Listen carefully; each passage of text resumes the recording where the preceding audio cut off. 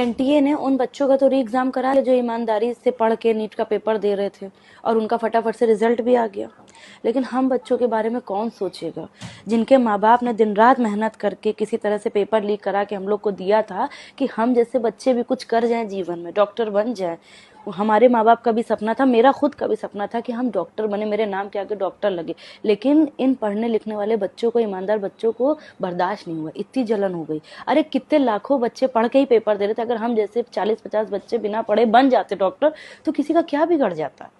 नहीं किसी का ऑपरेशन करते, इतनी इंसानियत रखते, वही रेफर कर देते कि जो बच्चे अच्छे से बने उनको रेफर कर देते। और अगर कर भी देते तो 3-4 कैंची तौलिया यही तो सब छोड़ते, कुछ निकाल तो नहीं लेते ना, चीज दे ही देते उनको। लेकिन नहीं किसी से बर्दाश्त हुआ ना। और जिस तरीके से ये प्रोटेस्ट चल रहा है, हमको तो नहीं लग रहा कि अब जल्दी जल्दी कोई पेपर लीक होगा। मतलब हम लोग का तो भविष्य खत्म हो गया। और हम लोग भी तो इस देश के बच्चे हैं। अगर हम लोग नहीं पढ़ने लिखने में अच्छे हैं तो इसका मतलब ये कि हम लोग कुछ नहीं बन सकते जीवन, हम लोग कुछ कर नहीं सकते। अब ये होगा इस देश में कि जो पढ़ लिख नहीं सकता वो डॉक्टर नहीं बन सकता है, वो कुछ कर नहीं सकता, चाहे उसके बाद जितनी भी मेहनत करके पेपर लेके आए। नहीं मेरी इच्छा थी कि हम अपने बाप के बिजनेस को करें, हम परचून की दुकान पर बैठे, मेरे नाम के आगे भी डॉक्टर लगता, कितना अच्छा होता। लेकिन किसी को पढ़ी ही नहीं है ना, पढ़ी ही नहीं किसी को हम जैसे बच्चों की। मेरी गलती है या उन बच्चों की गलती है कि वो अमीर घर में पैदा हुए? ये उनकी गलती है। ये तो भगवान ने सोचा होगा ना कि चलो आगे चल के डॉक्टर बनेगा, इसको इस घर में पैदा करें।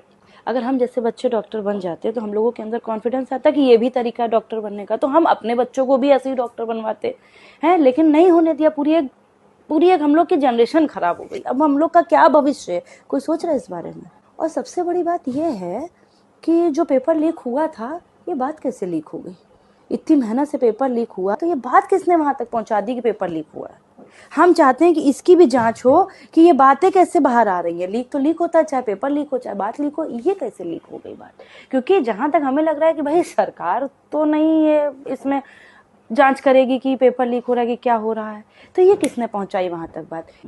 अब ये वाला जरा सा हल्ला गुल्ला शांत हो तो हमारे जैसे बच्चे भी प्रोटेस्ट करेंगे कि अगर हमारे माँ बाप ने इतनी मेहनत करके हम लोग को पेपर पहुंचाया तो अब हम लोग का क्या भविष्य है? क्योंकि बच्चे तो बच्चे हैं देश के।